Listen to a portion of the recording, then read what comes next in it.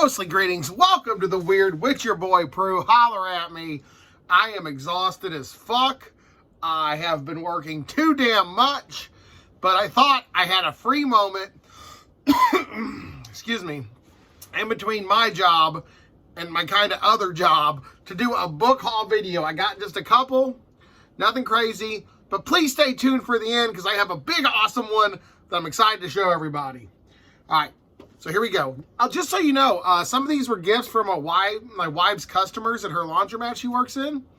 Some of these I bought used, but the last one was sent to me by a friend. So we're going to save that for last because it's like the showstopper.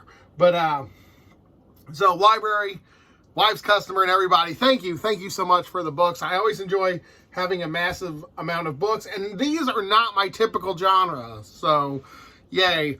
First up, we got Little Fires Everywhere by Celesting, I guess. Of course, this has been blowing up TV show-wise. I hear about this all the time, and I found this book used for 50 cents. So I thought, you know what? This is a break from my routine style. I think it'll be good to have. If I don't read it, I'm sure somebody will. So for 50 cents a book, you can't knock that out of the park. Okay, next up. Okay, this one I bought used at the library, but it's called Zolair's Encyclopedia of Ancient and Forbidden Knowledge. It's got the Eye of Ra.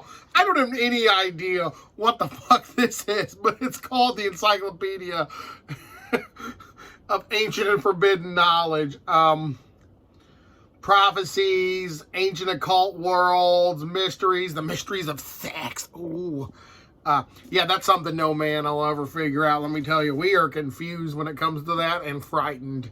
Yeah, everybody who says they're not, they're just hiding it better. So I'm excited, and that just looks like a cool book. This might be a coffee table. Just keep it around. Okay, next up.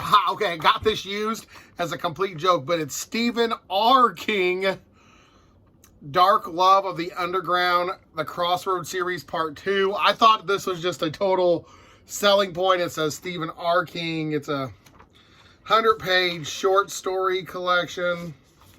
I don't know what it is, really, to be honest. I don't know what half these fucking things are. But I thought this was just like a cool, like, I see what you're doing here. I'm also named, like, oh, I would say hypothetically, I was named Stephen King, but it'd be like, I'm Stephen A. King. And someone might, you know, yeah. Okay. I did a book review of this, and it was my first mammoth. Sadly, I only feel like I'm getting through 2 of those. Excuse me again. This month in March. I wanted to do 3, but I am so behind on physical reading. Both my jobs are just kicking my ass, but I'm way ahead on audiobooks, so that's good. But I just haven't gotten anywhere with Swan Song. I love it. I think it's amazing. Just haven't gotten anywhere with it. But the first one I got was Don Quixote, and this is a smaller abridged version, which, again, it was used. It was like a quarter, so I was like, you know what? I just did a review. I like the picture of him and Sancho Panza. So, yes, yes, yes, yes. Oh, this was an amazing book. And this is an abridged version. And even the abridged version is like 450 pages. So, wow. Yeah, that's still a full book to me. Okay, next up, I got 2 books that I'm going to do a review on because I did the audio version. Well, this one I didn't. I did the audio version of Station 11 by Emily St. John Mandel. My library blew the fuck up over this. Like, this was the thing for a while. Everyone really liked it. And it's about a pandemic. So, but that was cool. And I got this used at the library. So far, every one of those has been a used library book. And How to Be a Ghost Hunter. I am doing an announcement for my next ghost hunt soon. It'll really affect 2 people that I know that follow me. And I think that'll be cool. And, yeah, some other stuff's going to be with that. So you're going to get a ghost hunting video where I'll talk more about this one. But this is some cool, it's some of this, like, I consider myself a very amateur ghost hunter. I'm just a hobbyist. I like to go to haunted, creepy places with my wife. And me and her like to see the creepy, you know, atmosphere. I've never seen a ghost. My wife did have a paranormal experience at the Limp Mansion in St. Louis that I won't tell you about. I'll let her do it. And I really hope she does one day because, yeah, it was creepy. And yeah, How to Be a Ghost Hunter. This talks about some tools, some extra tricks, some stuff like that. And I was like, oh yeah, and it's 100 pages, so I read it in the bathroom. It's my second bathroom book I finished this year. Okay. The next 3 were gifts from a customer that my wife worked with. So, like he brought in some books because he knew I like books. But Jonathan Kellerman's Monster, I had a big Jonathan Kellerman stack from my boss, and I don't know if I had this one or not, but he gave it to me, and I was like, oh, that's awesome.